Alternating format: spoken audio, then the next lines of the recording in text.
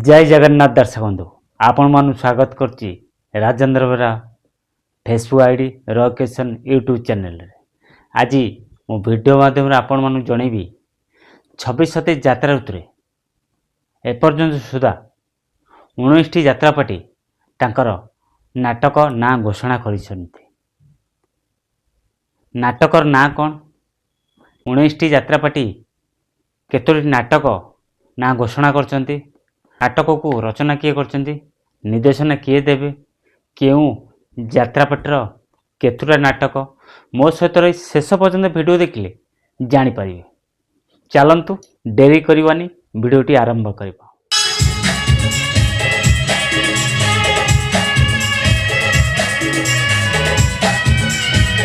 आज्ञा हाँ 25-26 यात्रा ऋतु शेष हो बसिलानी। 26-27 यात्रा ऋतु आउ किछि दिन पर आरंभ हो। इठी सबु यात्रा प्रयोजक माने कलाकार चयन कर सारे। आउ किछि यात्रापाटींकर किछि किछि कलाकार बाकी अच्छी चयन करने पाई। तार भीतर भी यात्रापाटी प्रयोजक माने तांकर 26-27 यात्रा ऋतु पई केउ नाटक मंचस्थ करिवे ता भी डिक्लेयर कर सारे किछि यात्रापाटी। सर्वप्रथमे यात्रा सिंहवाहिनी आरंभ करवा। यात्रा सिंहवाहिनी तार एपर्यंत 2टी नाटक ना घोषणा कर 26-27 यात्रा ऋतु पई। प्रथम नाटक जहाँ रचना करचंती दीपक जेना, निर्देशना देवे महेश हाजरा। नाटक ना होची एडा। मुख्य भूमिका से पीयूष त्रिपाठी बैड बॉय को देखा पाई। सेकेंड नाटक बोउलो बो जहाँ रचना करचंती अरुण बारिक, निर्देशना देवे तापस स्वाई। मौड़मणि शिवानी गणनाट्य 3 गोटी नाटक ना एपर्यंत सुधा डिक्लेयर कर सारी।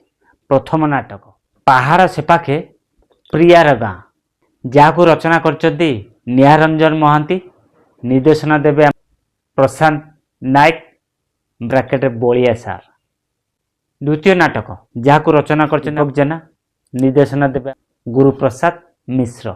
नाटक ना होची नईर ना बिलुआ खाई। तृतीय नाटक रामलीला एटा बोधे मते लागुची माने पौराणिक उपरे बोझ अनुष्ठित हो पारे किछि जना पड़नी। जहाँ रचना करचंती प्रशांत कुमार महांती, निर्देशना देवी मास्टर विनोद राउत। तुलसी गणनाट्य एपर्यंत सुधा 2टी नाटक ना डिक्लेयर कर सारी।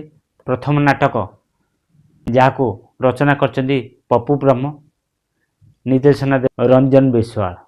नाटक ना होची आउ खोजी पाइबुनु मते।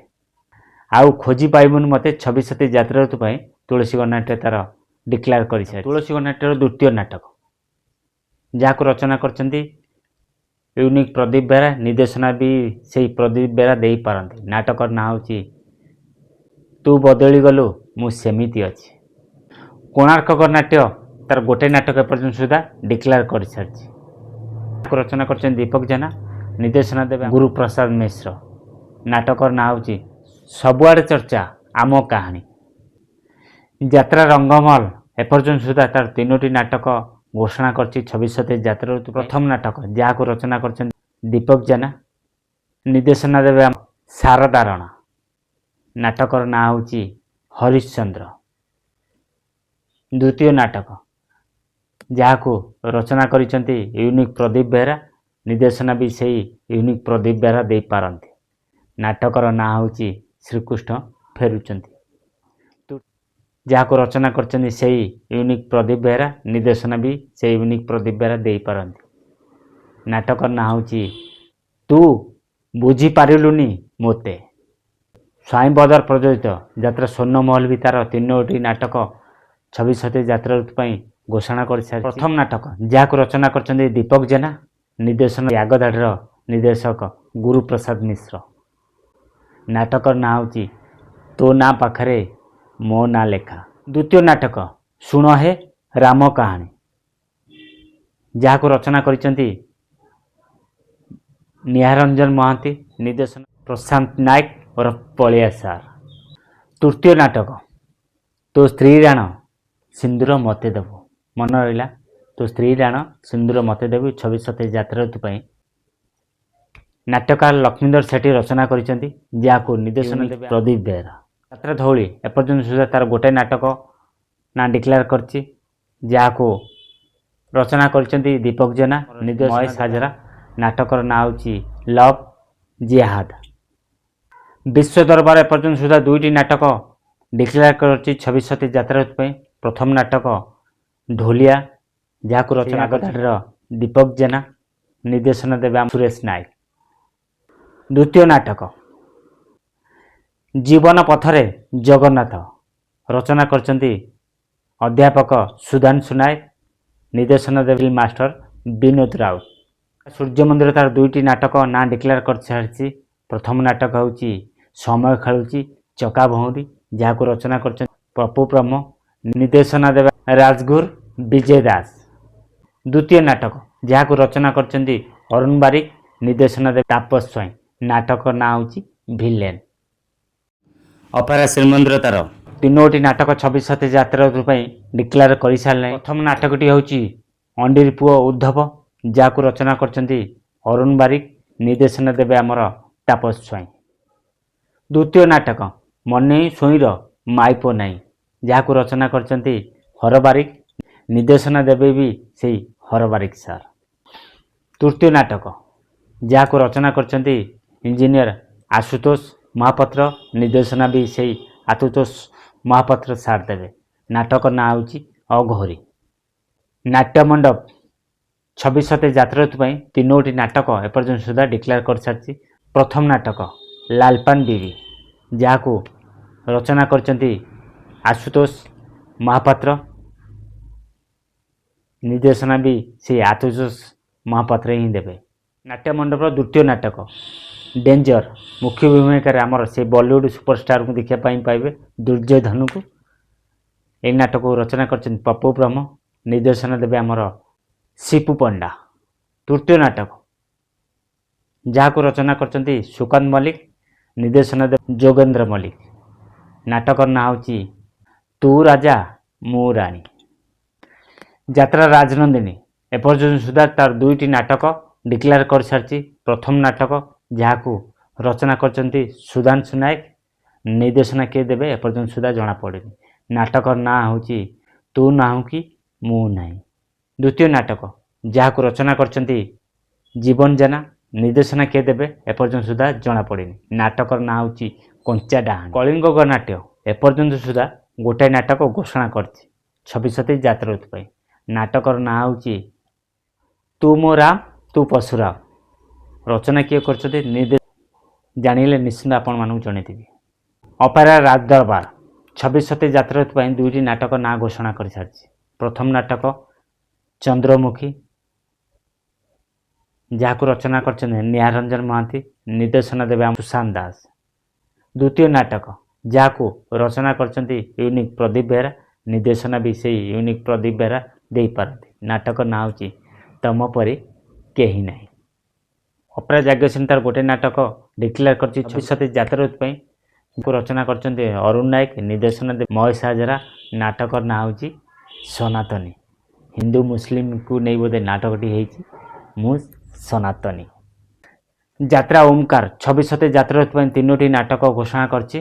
ପ୍ରଥମ ନାଟକଟି ହେଉଛି ବିଶ୍ୱାମିତ୍ର, ଯାହାକୁ ରଚନା କରିଛନ୍ତି ନିହାରଞ୍ଜନ ମହାନ୍ତି, ନିର୍ଦ୍ଦେଶନା କିଏ ଦେବେ ଏପର୍ଯ୍ୟନ୍ତ ଜଣାପଡ଼ିନି, ଜଣାପଡ଼ିଲେ ଆପଣମାନଙ୍କୁ ଜଣାଇଦେବି। ଦ୍ୱିତୀୟ ନାଟକ ଠକ ସବାରିରେ ବସେଇ ଦେଲୁ, ରଚନା କରିଛନ୍ତି ସୁଧାଂଶୁ ନାୟକ, ନିର୍ଦ୍ଦେଶନା ଦେବେ ସିନେମା ଜଗତର ଅଂଶୁମୋଚନ ମହାନ୍ତି।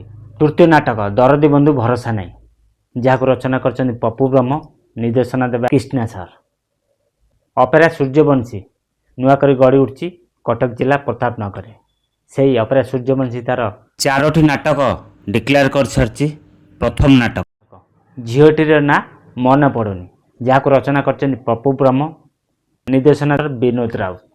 ଦ୍ୱିତୀୟ ନାଟକ ଭାଉଜ ଭାଇରାଲ, ରଚନା କରିଛନ୍ତି ହର ବାରିକ, ନିର୍ଦ୍ଦେଶନା ବି ହର ବାରିକ ହିଁ ଦେବେ।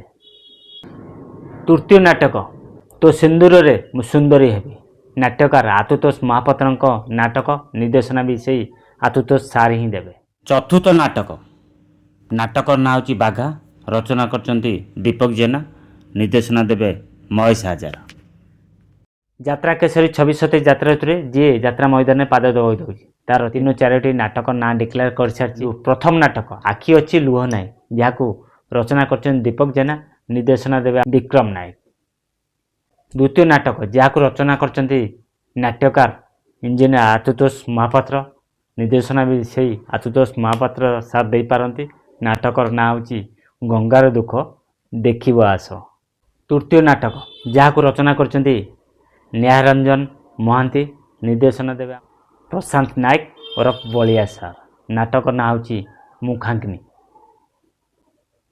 ଚତୁର୍ଥ ନାଟକ ଯାହାକୁ ରଚନା କରିଛନ୍ତି ୟୁନିକ୍ ପ୍ରଦୀପ ବେହେରା, ନିର୍ଦ୍ଦେଶନା ବି ସେଇ ୟୁନିକ୍ ପ୍ରଦୀପ ବେହେରା ହିଁ ଦେବେ। ନାଟକର ନାଁ ହେଉଛି କଥା ଦେଇଥିଲ କଲିକତାରେ। ମନେ ରହିଲା, କଥା ଦେଇଥିଲ କଲିକତାରେ। ଏପର୍ଯ୍ୟନ୍ତ ସୁଦ୍ଧା ଯାତ୍ରା କେଶରୀ ତାର 4ଟି ନାଟକ ଘୋଷଣା କରିସାରିଛି। ଯାତ୍ରା ଖଣ୍ଡଗିରି 26 ଯାତ୍ରା ଋତୁରେ ଯିଏ ନୂଆ କରି ଗଢ଼ି ଉଠିଛି। ଏପର୍ଯ୍ୟନ୍ତ ସୁଦ୍ଧା ତାର ଗୋଟାଏ ନାଟକ ଡିକ୍ଲେୟାର କରିସାରିଛି।